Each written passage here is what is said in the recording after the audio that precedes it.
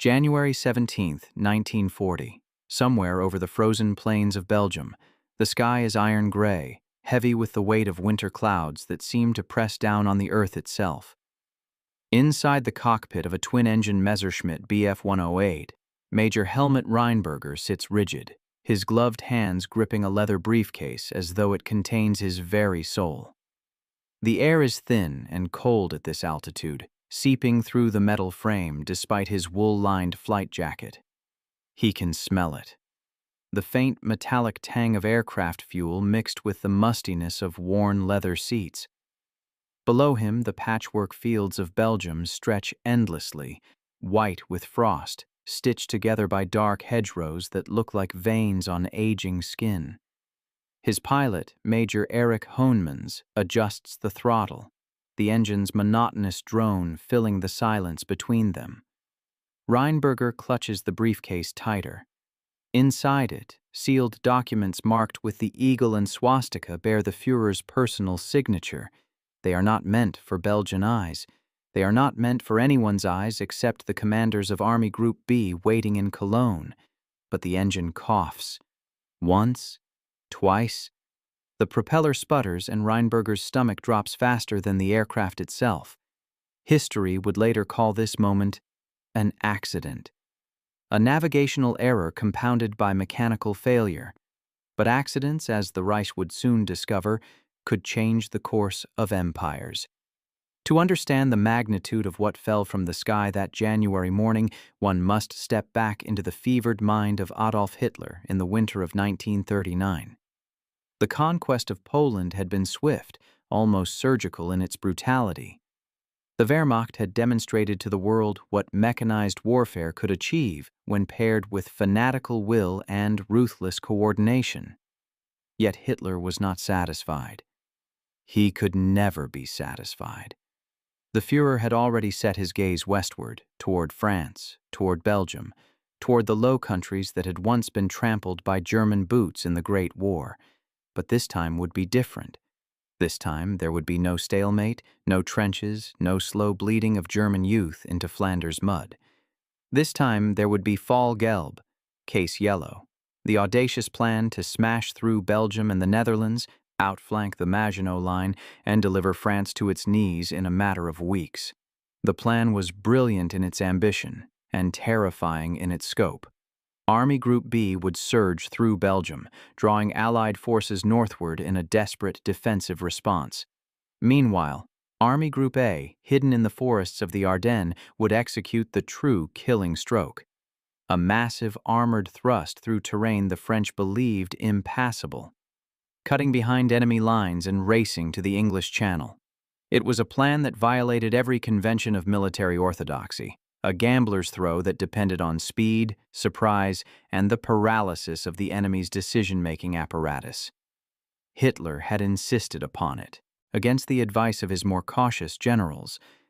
He had pored over the maps himself, his finger tracing the routes his panzers would take, his voice rising with messianic fervor as he described the Reich's destiny.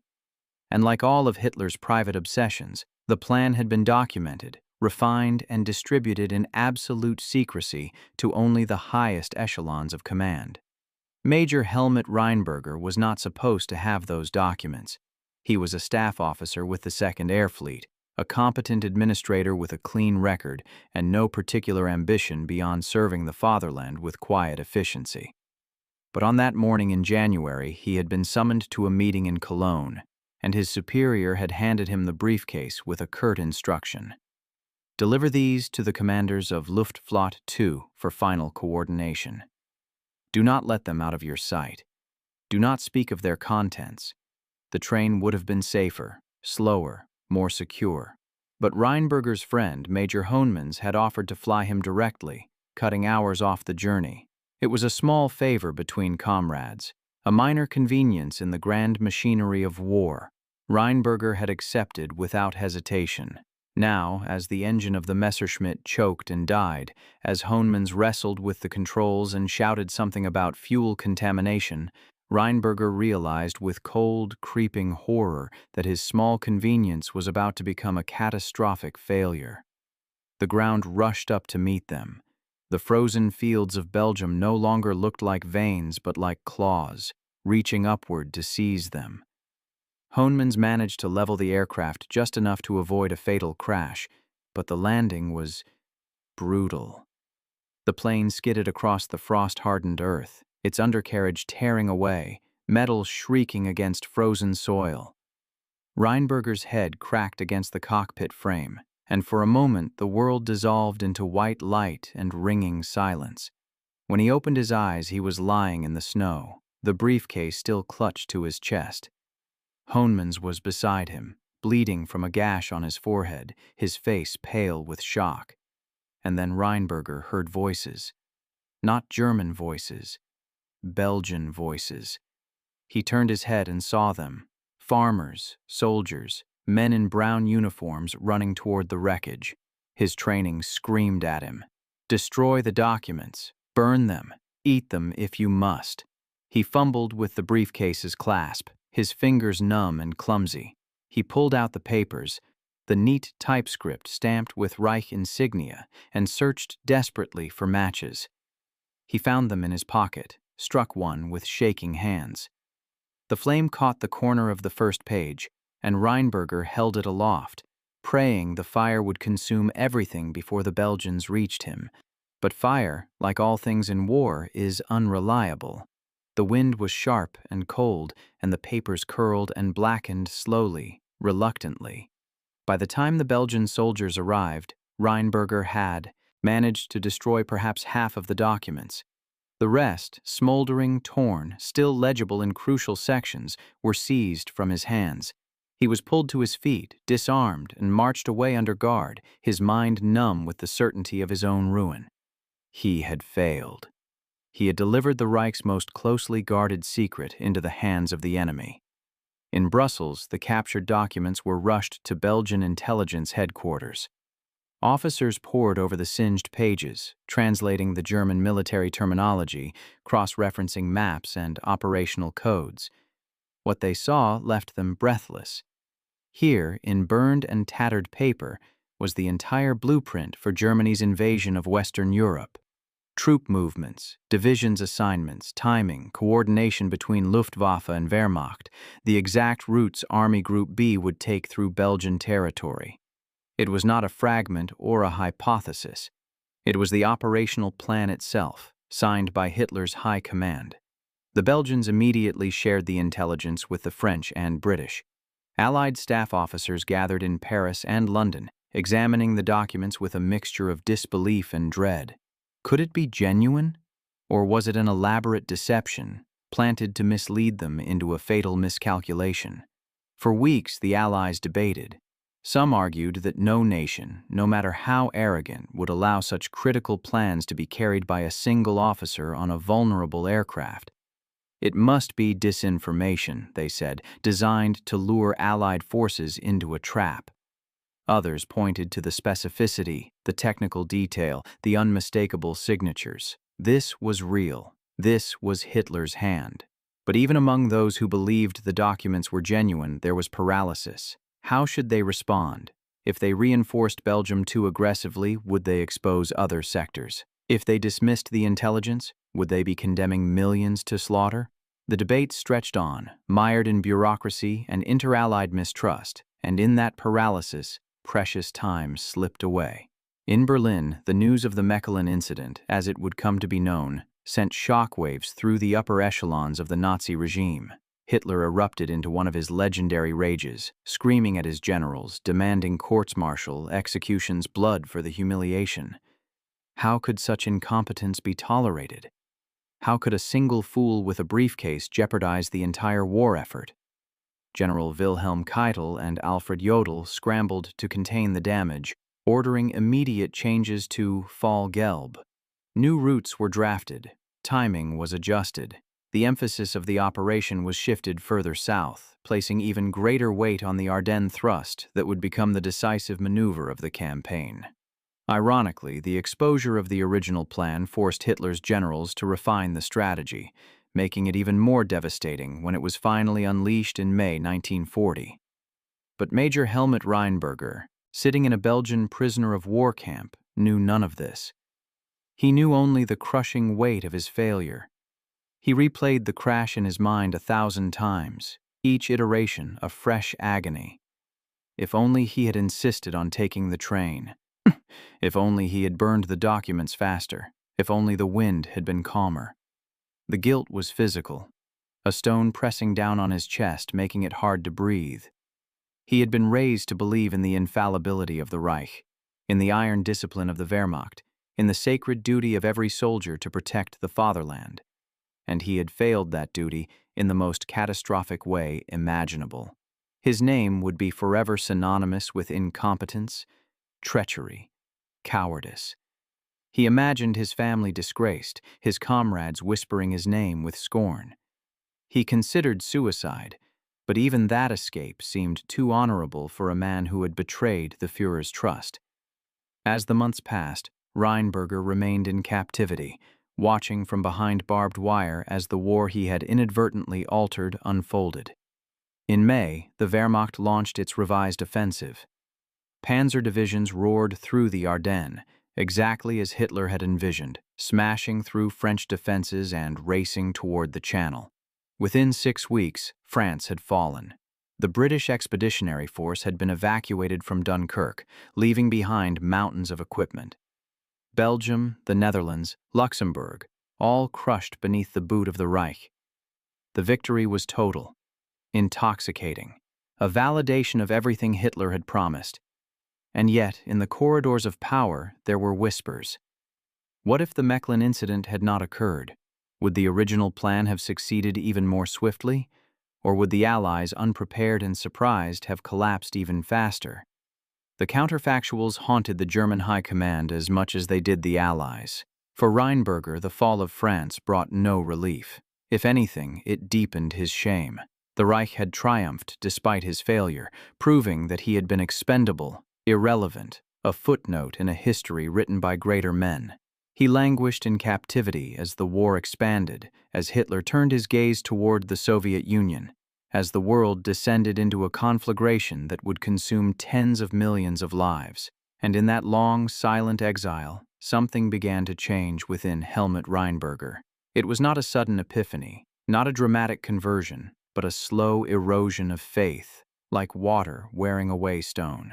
He began to see the war differently, not as a glorious crusade for German destiny, but as a machinery of death driven by one man's narcissistic delusions. He remembered the Führer's private orders, the cold, bureaucratic language that had condemned entire nations to subjugation. He thought of the soldiers who would die executing those orders, the families that would be shattered, the cities that would burn, and he thought of his own complicity, his own unquestioning obedience. He had carried those orders without hesitation, without doubt, because he had been trained to believe that the Führer's will was synonymous with the will of Germany itself.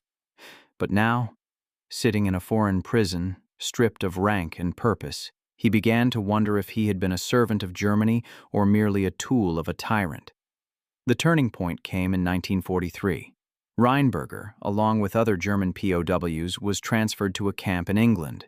There, he encountered something he had not expected: kindness. Not the patronizing charity of captors toward defeated enemies, but genuine human decency. The British officers who guarded them were not monsters. They were men, ordinary men, who treated their prisoners with a respect that bordered on courtesy. They provided adequate food, medical care, even opportunities for education and recreation. Rheinberger was given access to books, newspapers, uncensored accounts of the war's progress. He read about the Holocaust, about the extermination camps, about the systematic murder of millions. At first he dismissed it as propaganda.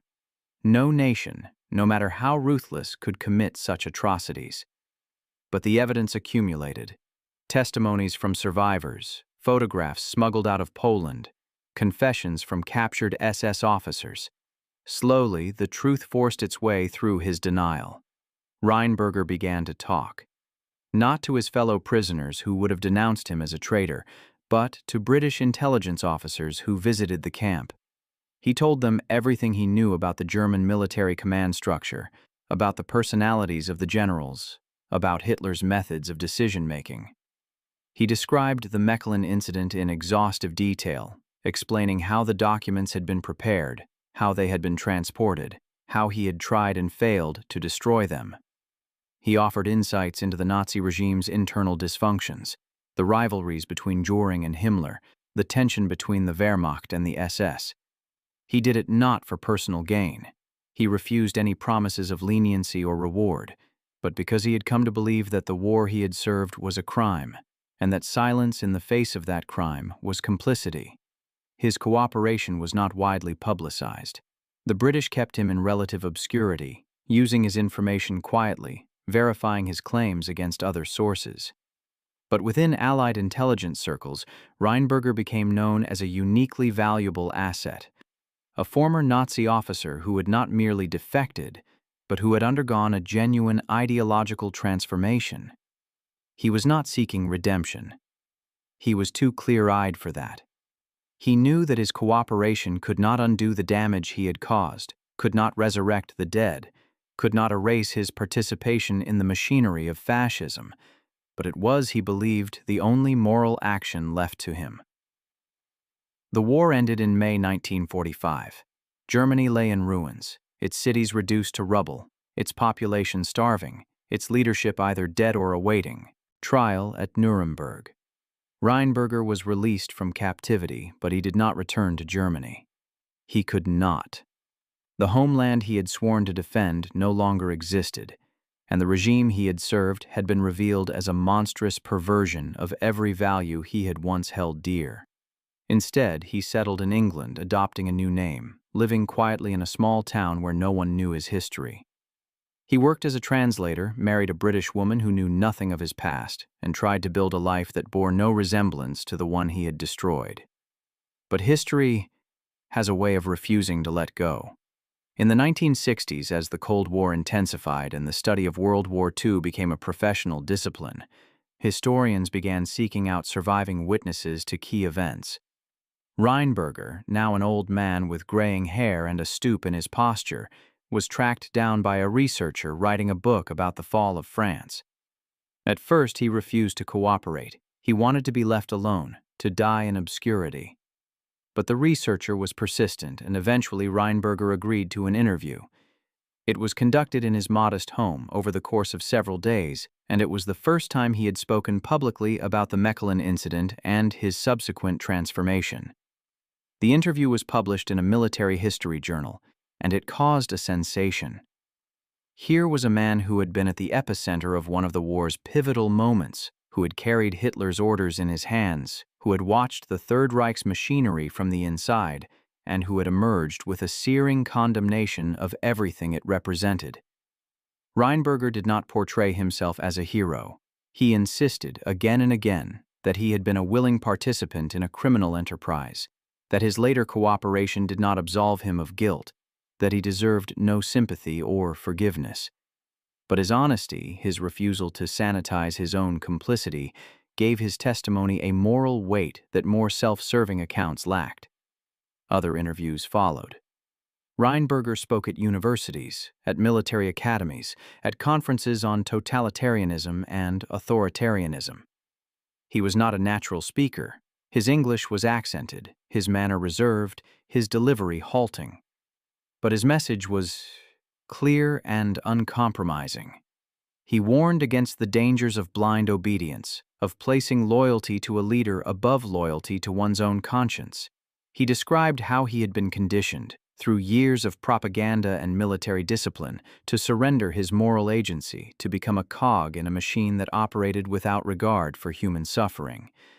And he urged his audiences, especially the young officers and cadets, to resist that conditioning, to cultivate the capacity for independent judgment, to recognize that there are orders that must not be obeyed. Throughout all of this, there was one object that Reinberger kept on his desk, a small and seemingly insignificant artifact that had survived the wreckage of that January morning in 1940. It was the clasp from the briefcase, bent and blackened by fire, the leather long since rotted away. He kept it not as a memento of his service to the Reich, but as a reminder of the moment his life had diverged from the path he had been taught to follow. The clasp had held together the documents that could have changed the war, but it had also released them, allowing them to fall into enemy hands, forcing Reinberger to confront the consequences of his actions. In his later years, when visitors asked him about the clasp, he would turn it over in his fingers and say, "This is the weight of a single decision." It doesn't seem like much, but it is everything. He died in 1987 at the age of 78 in a hospital in Kent. His funeral was small, attended by a handful of friends and colleagues who knew him only as a quiet, thoughtful man who had lived through unimaginable times. The obituaries in the British press were brief and respectful, noting his cooperation with Allied intelligence and his later work as an educator. In Germany, his death went largely unnoticed. The nation had moved on, rebuilt itself, reinvented itself as a democratic and prosperous member of the European community.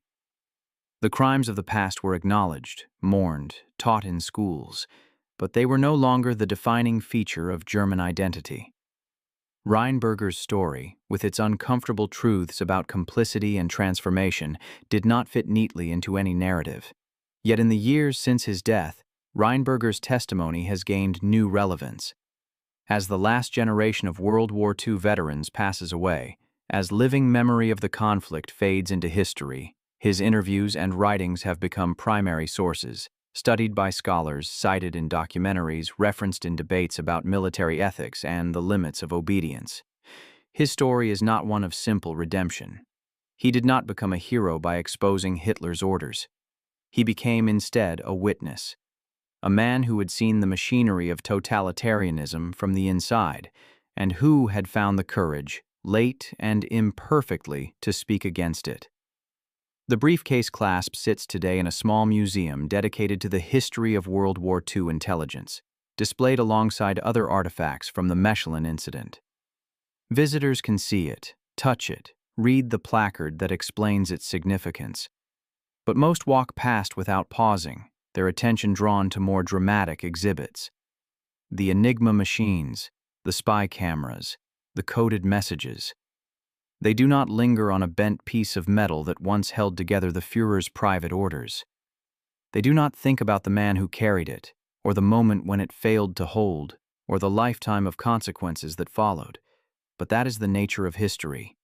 It is not made only in the grand gestures, the decisive battles, the speeches that echo through the ages. It is made also in the small failures, the accidents, the moments when the machinery breaks down and ordinary people are forced to confront the moral weight of their choices. Helmut Reinberger was not a great man.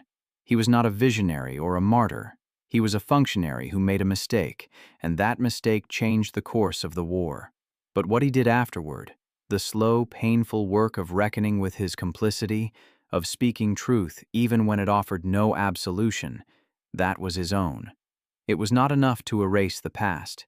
It never is. But it was enough to prove that even in the heart of darkness, even among those who have served tyranny, the capacity for moral transformation remains. The frozen fields of Belgium where he crashed are farmland again, plowed and planted each spring, yielding crops that feed a continent at peace.